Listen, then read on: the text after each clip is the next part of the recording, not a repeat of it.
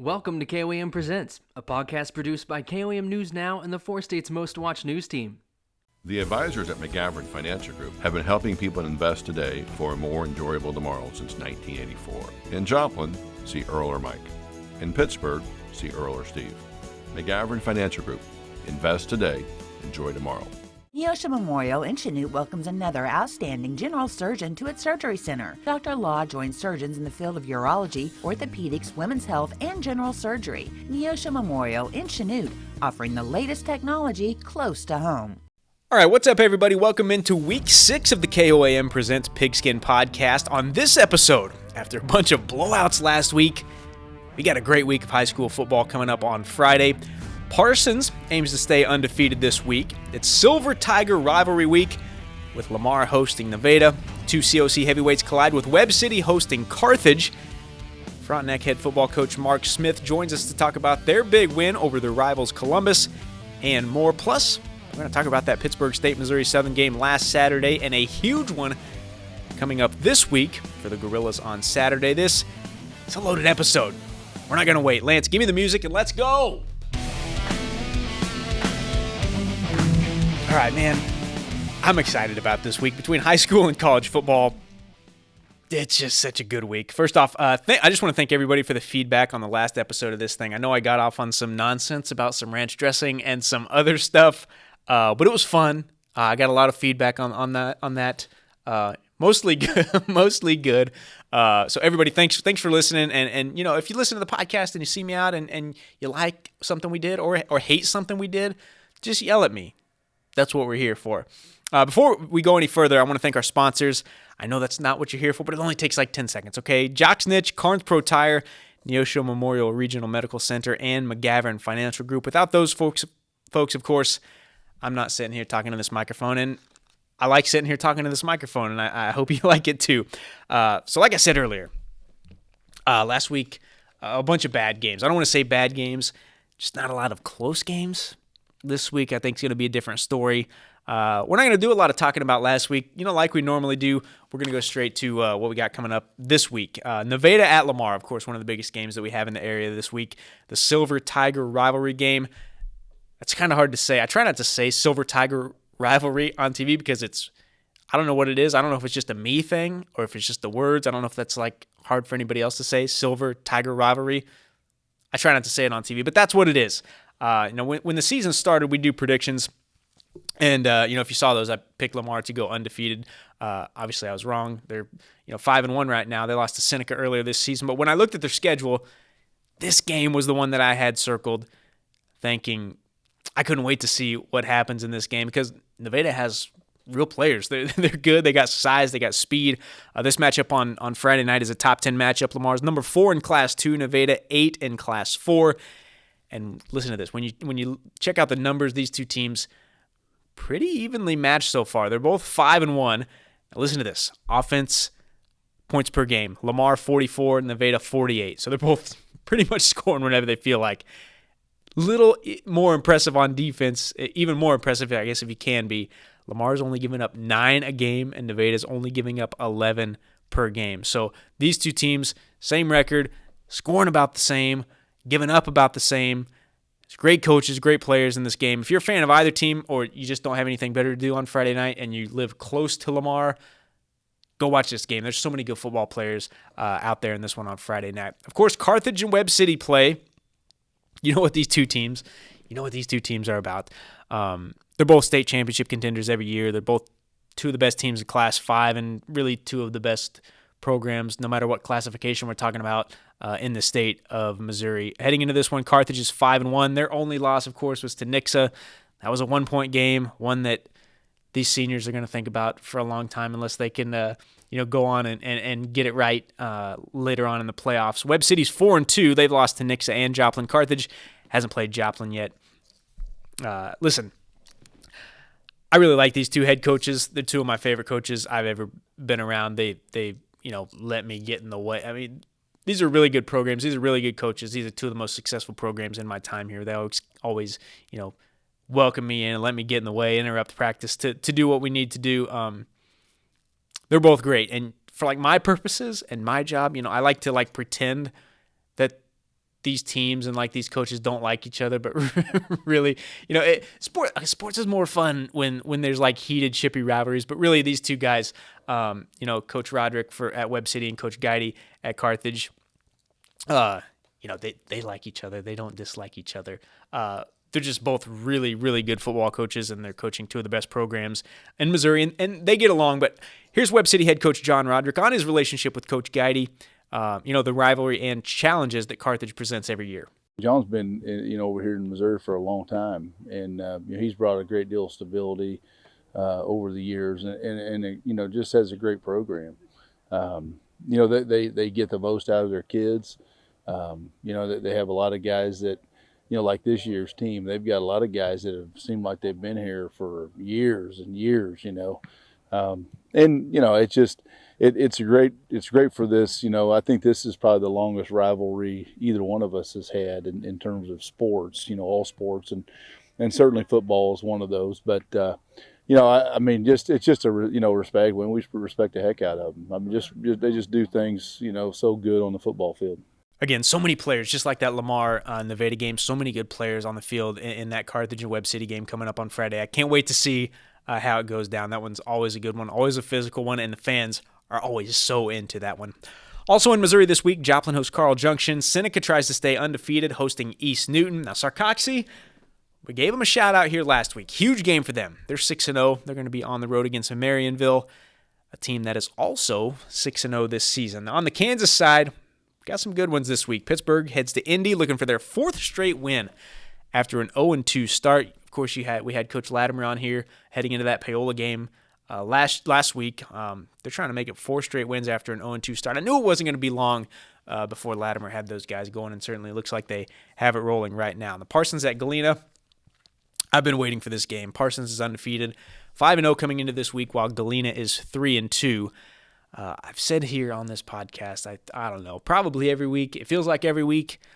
This Parsons team has some offensive weapons. It might be the best group of offensive weapons they've had in my time here. Just to talk about a few.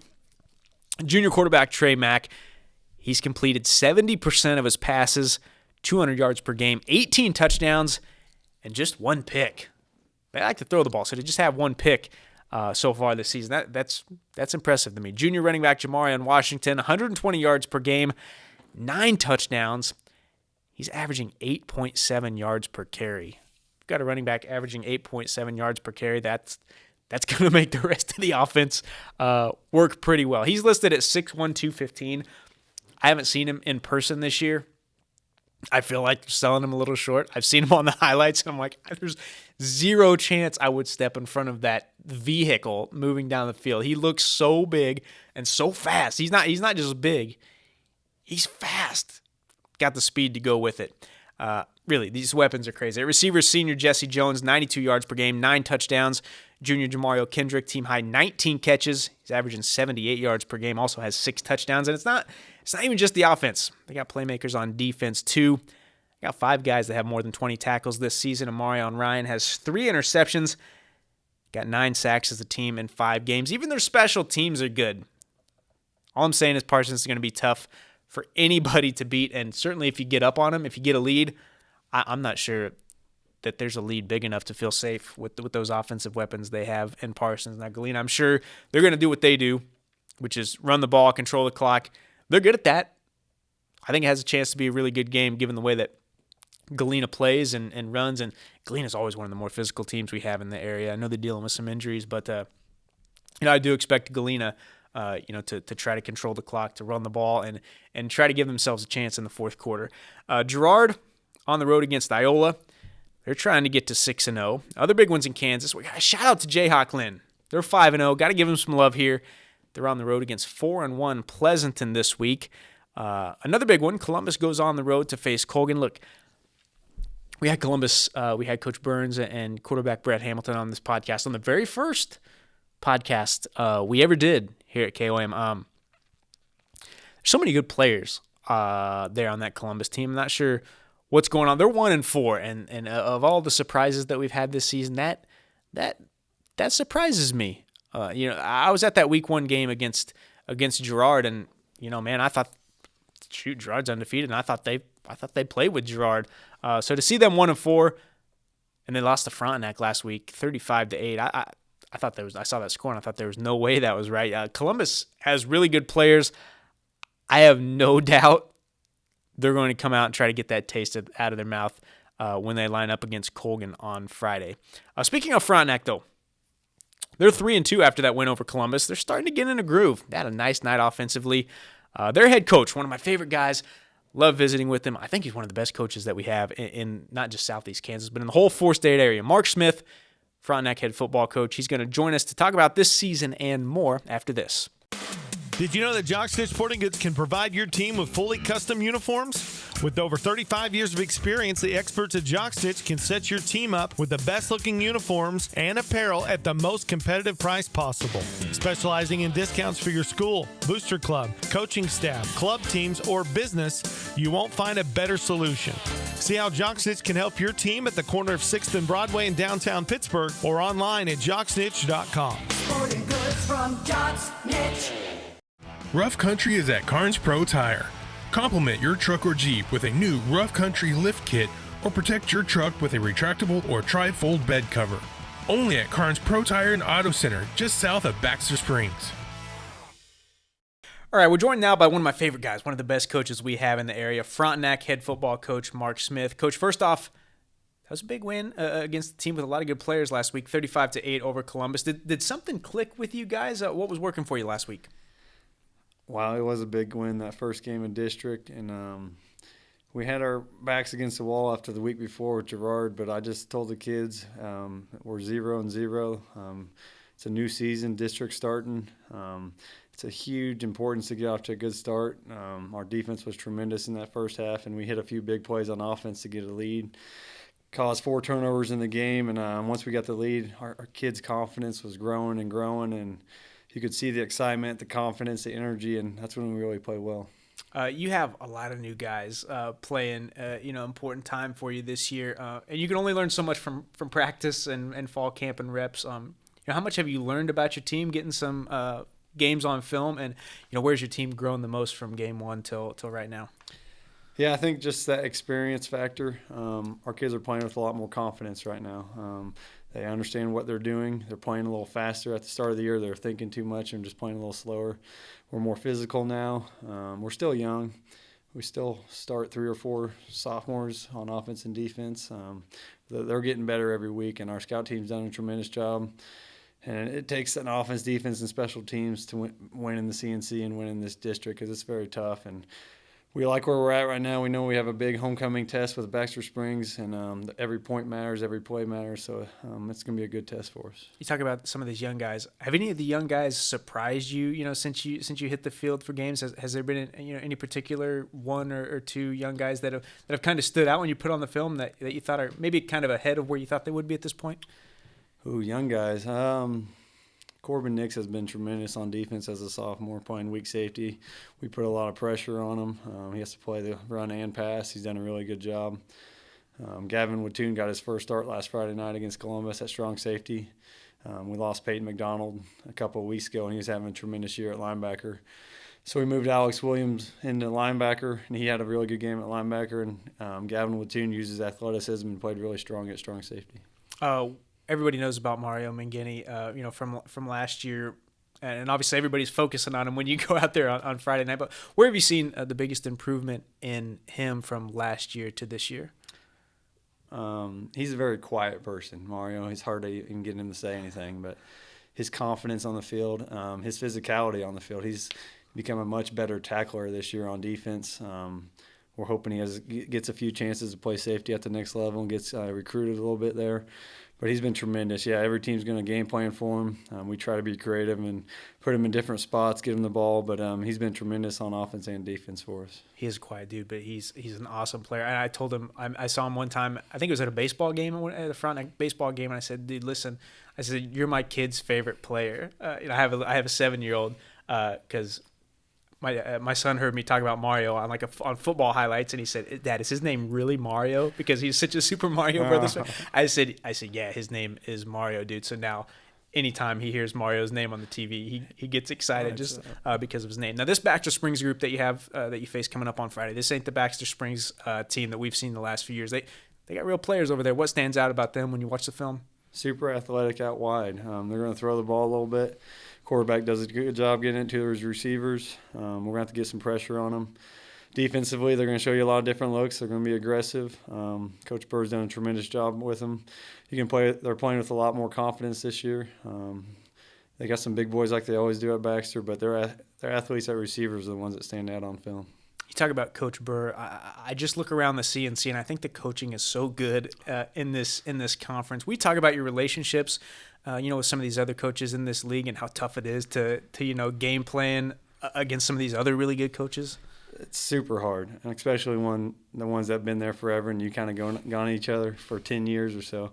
The crazy thing is I think I'm the second longest tenured coach in the CNC, and this is my 11th year. I think Bo's number 1. And but we have tremendous coaches. Coach Philpott's done a great job at Girard. What they're doing right now is tremendous. Like I said, Bo's done great at Galena. They're a powerhouse every year. Coach Burns at Columbus, they're very hard every year. This is the first time we got to play every team in the CNC, so I'm excited. We haven't got to coach against Coach Burr in a while, so he's done a really good job building up that program at Baxter Springs. Coach Weaver's starting to get it going at Riverton, and it's a great league. We have great players, and it really starts with the great coaches we have. I wanted to ask you this, and I always forget. Not everybody has the advantage of being able to bounce ideas off of their dad winning. Who's a 5-time, is that right? 5-time state champion. Do you still talk to him after games, and even after all this time, do you still go to him for advice or ask questions after games? 100%. He does a really good job trying not to step on toes. He comes to every game. At home, I put a chair out for him by the scoreboard where he can sit and watch. He'll stand in the far corner where nobody kind of bothers him. He can just watch. But he doesn't try to give me too much. Every once in a while, he'll give me 1 or 2 tips a week and what he sees and do this, do that. And I'm like, well, he's usually probably right. But he's a tremendous coach, and he knows what he sees. And it's just fun to see him at every game.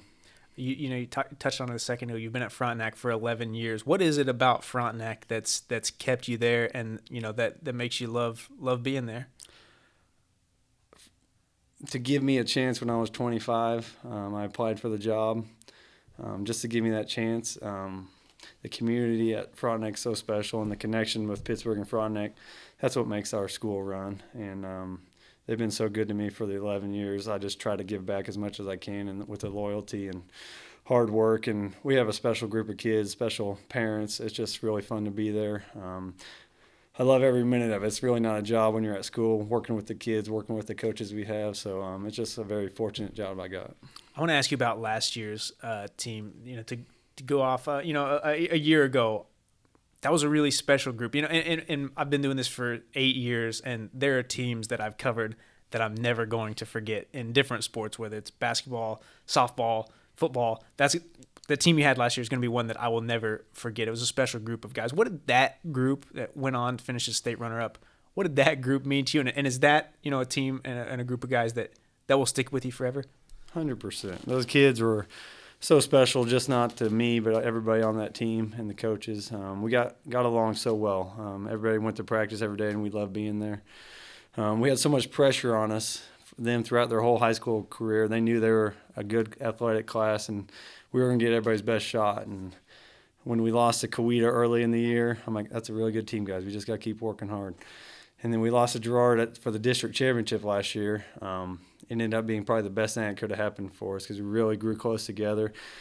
Something clicked right after that game where we went on that playoff run. But very seldom do you get a guy like Justice Compton, Cruz Blair, Colin McCartney, Landon Dean, Dawson Lapping. I'm going to forget several of them, but Lane Franklin, all in one class. There's so much energy bottled up there. Sometimes it gets too much for you as a coach, but it was so fun to be around. They made a great run, and it was a pretty special season.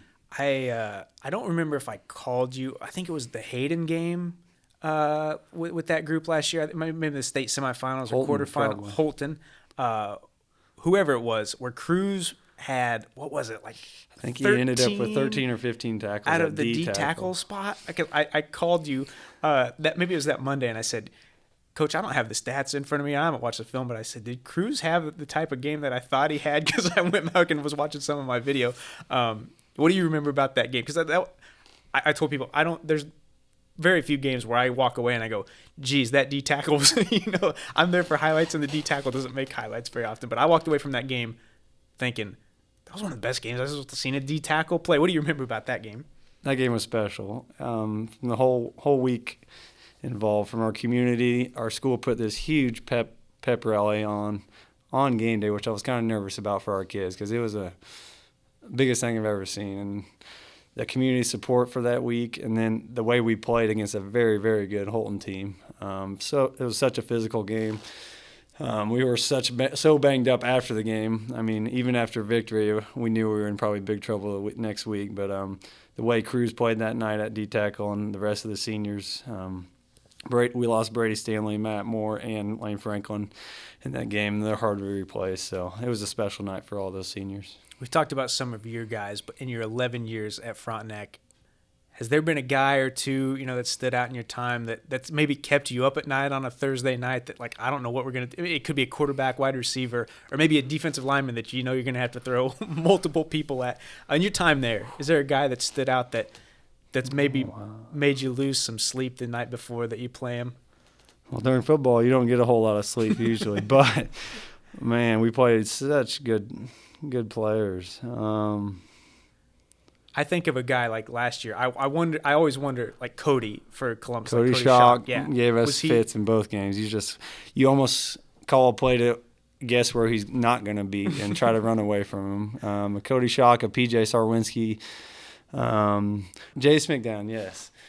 What he did to us at Frontenac his senior year was he ran from about 240, 250 and played linebacker and just I try to recruit. I was like, that kid is a special talent, and he just ran so hard, played the football the right way, and very few guys are like that we played against. But we played against Topeka Hayden. They have a tight end at Iowa State right now.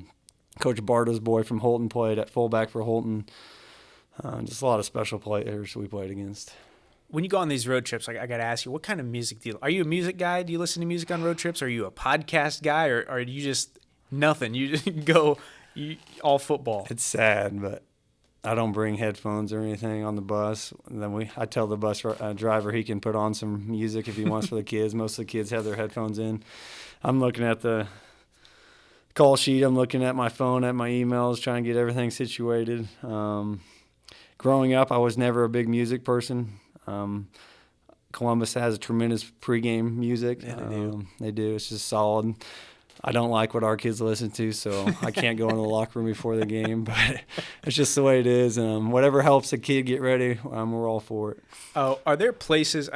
We had a couple Columbus kids on earlier this year, and I asked them the same question because there's some tough places to play in the CNC, like at Galena especially. Like, it's a tough place to shoot video and highlights because like down that fence line, the people are right behind you, and you can hear everything that they say. Are there places that are tougher for you guys to go play? I don't want to say that you don't like to play, but places that make it more difficult to play. In the league, I actually enjoy going to Galena, enjoy going to Columbus because of the atmosphere. Everybody's on top of you. Kind of reminds me of the old Frontenac Adolph Spigarelli field where you can almost smell the alcohol off of the parents from behind you and all the cussing, and you can hear everything. But in our league, Riverton has a tremendous field. Now Girard has a tremendous field. They're a little further away, but yeah, Colgan has a very historic field there at Hutchfield. So I actually enjoy going to all the road games.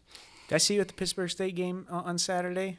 I've been to every home game this year. Yeah. I was going to ask, do you try to get over there for every home game? Most of the time, if I can, I'll try to sneak at least for a half before I have to get out of there with the kids. So. I know you got some guys that have been through that program. How much are you in contact with Malikas over there? Do you still visit with him every once in a while? Oh, I try to send him a text every once a month or something, just telling him good job, keep rolling. He's done a tremendous job. It's been fun to watch him.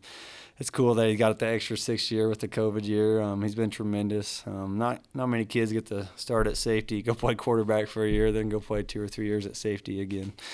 But he's been tremendous. I thought he had a pick last week. It was pretty close, but he's such a smart football player. We had so much fun when he was in high school.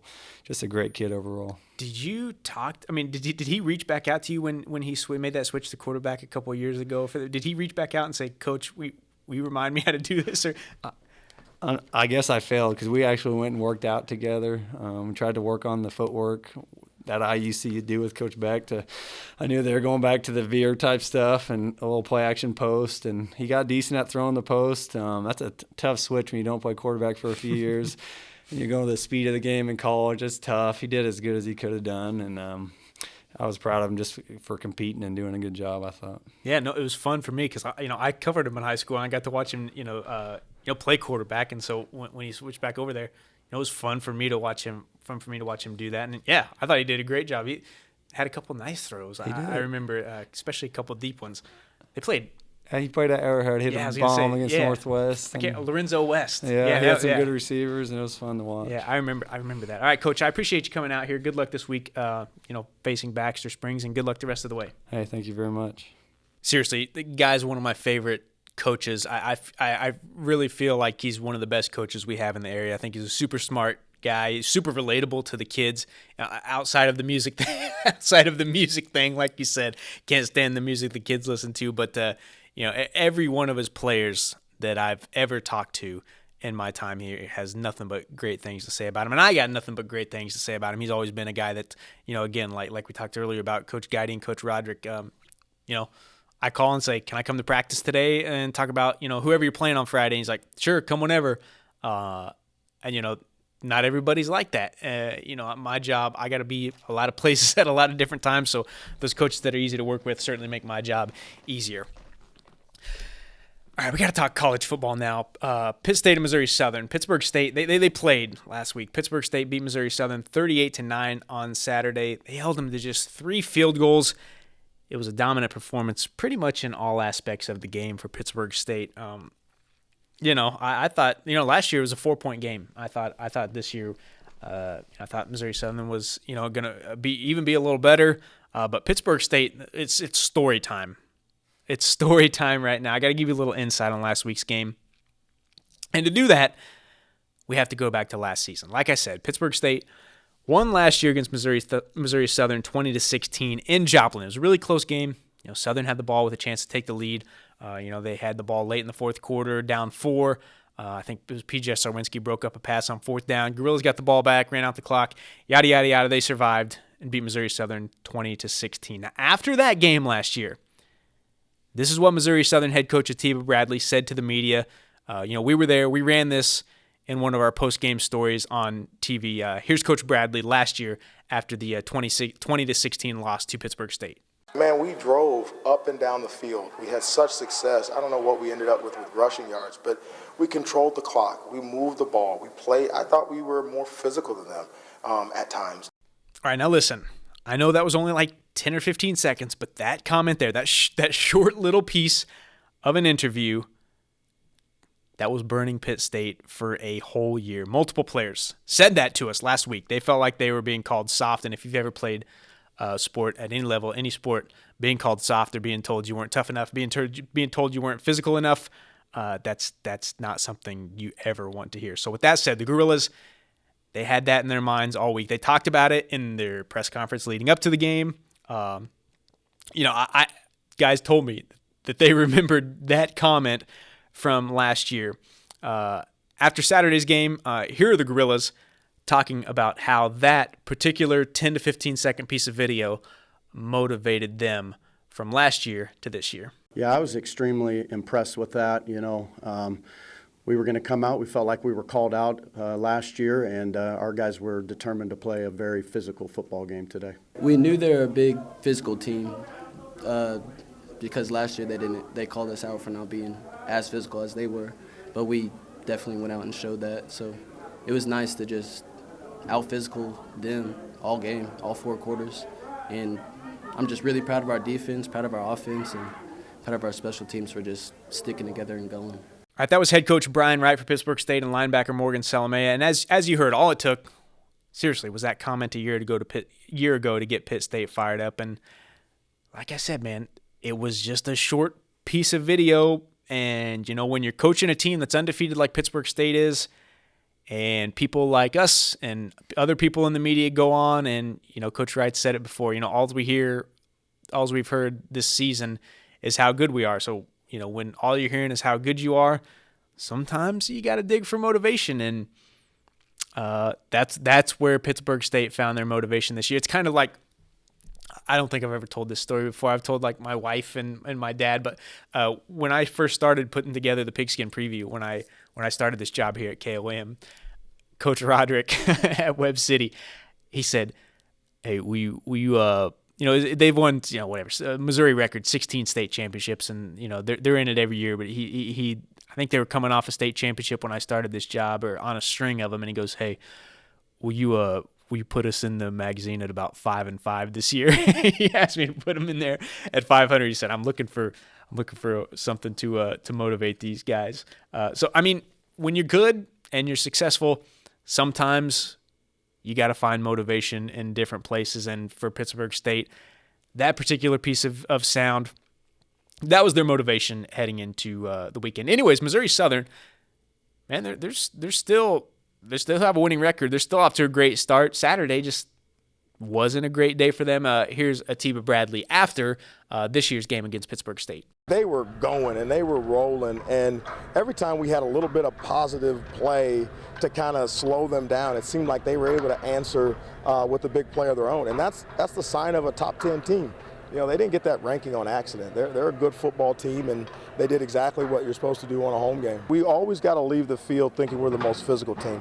And tonight this afternoon, we weren't the most physical team. The other message was, hey, we got more football in front of us than we do behind. We've only played 5 games, and we've got 6 opportunities in front of us. So we'll go back, we'll lick our wounds, we'll get healthy, and we'll get ready for Lincoln.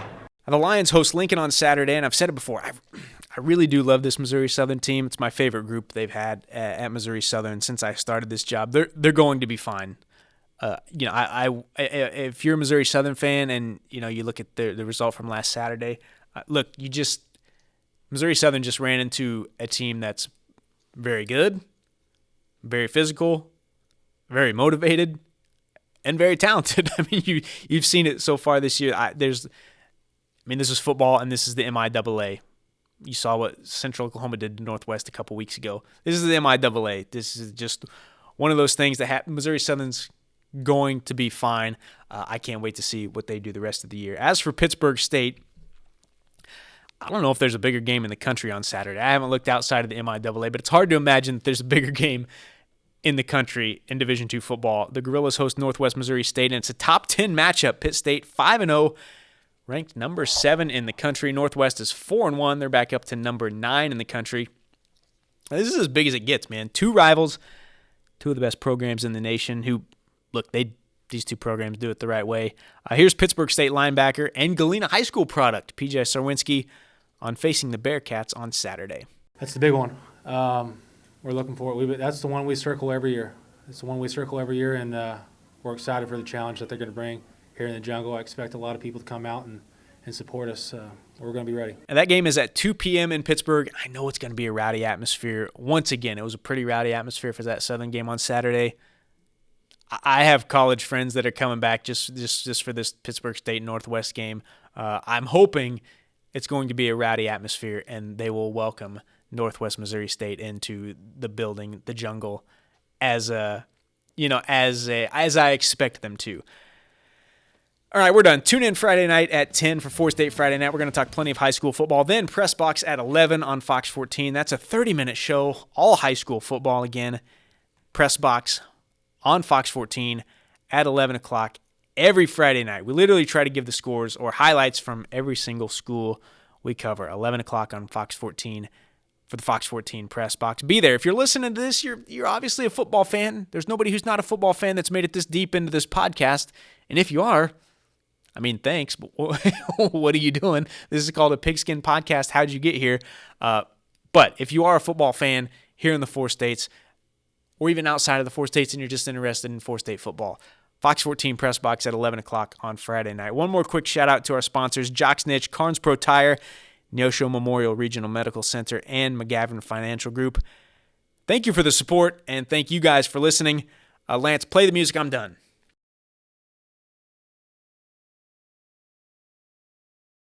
The advisors at McGavran Financial Group have been helping people invest today for a more enjoyable tomorrow since 1984. In Joplin, see Earl or Mike. In Pittsburgh, see Earl or Steve. McGavran Financial Group. Invest today, enjoy tomorrow.